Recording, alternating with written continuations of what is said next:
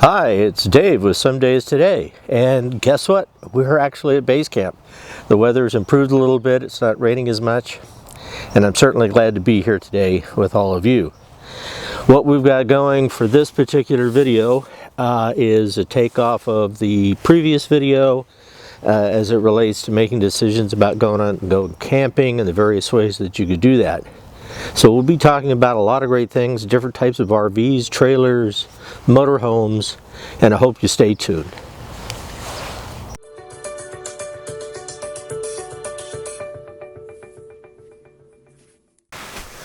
So, is it really as simple as ABC? That's the real question when it comes to selecting an RV. Remember, you've got your ABCs here, your big motorhomes. Believe it or not, B is for small van conversions, and C are the part van, part motorhome, and of course down below you've got the camper on top of the truck. But is it really that simple? No, it really isn't, folks. It really depends on what you plan on doing, for the most part, as far as you're traveling and you're camping. What's going to meet your needs as you're out there on the road. Some people really like to keep it super simple. Some people go to the other end of the spectrum.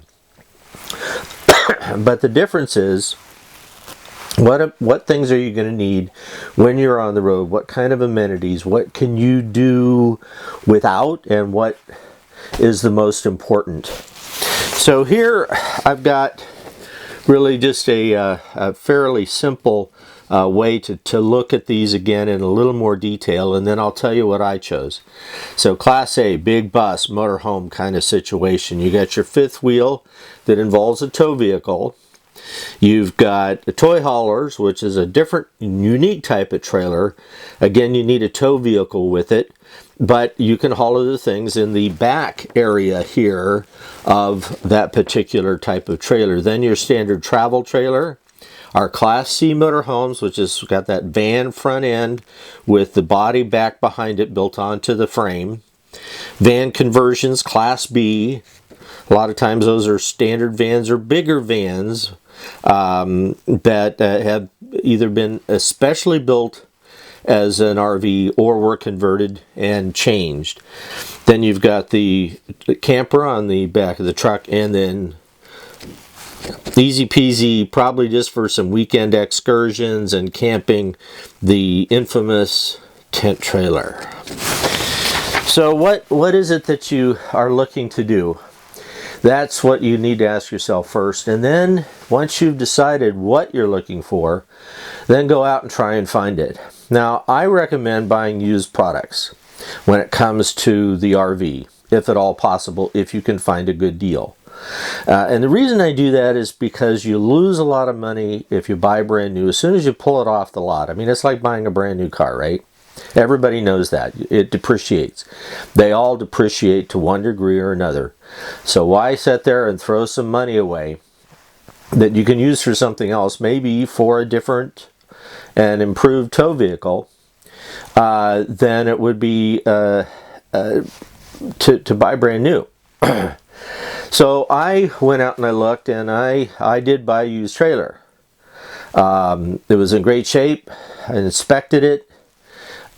Single owner, all of the things, the check boxes that you want to go through and say, okay, this works, this doesn't work, whatever the case may be.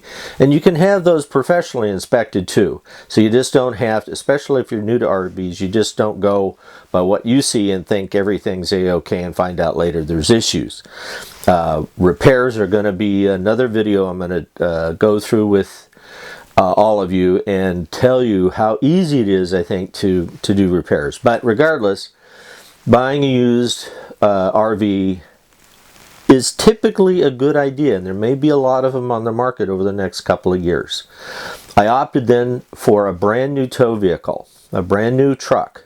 So I did the trailer and truck combination, standard, and we'll look, travel trailer right here. And I did that because I've seen too many people have a Class C or a Class A motorhome, for example, and you get camp set up, and then all of a sudden you realize, hey, I need to run to town, or I need to do this, or I want to go to a trailhead, or whatever the case may be. That means breaking camp. Now, the big motorhomes, the Class A's, a lot of people tow a small vehicle back behind them. And that's called a toad. That's the term for it, a toad. So then they can park the big rig, which gets horrible gas mileage, by the way, for the most part, and then take the small vehicle to do what they need to do, the trailhead, to the store, whatever the case may be. Again, I opted for a good used travel trailer and a brand new tow vehicle, so I can set up camp, be done with that part, go places that I need to go, fishing, the hiking, whatever the case may be, that is a bit of a distance and I don't want to walk 10 miles to get there. In fact, I don't think I could walk 10 miles at all. But regardless, I've got the vehicle to do it. And it's new, so it's in good shape, and I don't have to worry about a used truck that might break down on the road. There's possibilities of that happening as you put miles on an older vehicle. So keep all of that in mind. So you really are looking at true ABC, an ABC scenario here. What kind of camping am I going to do? How often? How frequently? What kind of amenities do I want in that vehicle? And should I buy used? And if I go with like a trailer, do I need to get a new tow vehicle? Something that can tow it properly and safely. Those are the kind of things you need to ask yourself. And then whatever you decide to do, if you buy brand new, well, it's brand new. If you buy used, get it inspected.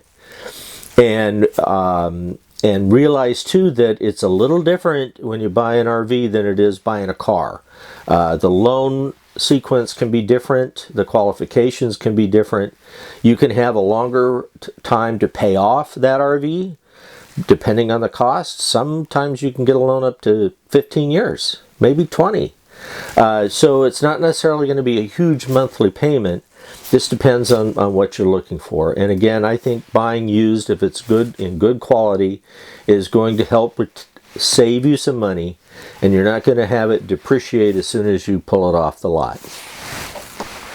So really, there you have it, in a nutshell, as briefly as I can. I'm going to hold up this, and hopefully you'll be able to see the 8 different opportunities there as it relates to different types of RVs. Just holding it up there for a minute. And if you have questions, let me know. Be happy to help you out on that. And I've got a reference to an organization, a company that does inspections, so I can provide that information as well. So, we'll see you on the road. Bye.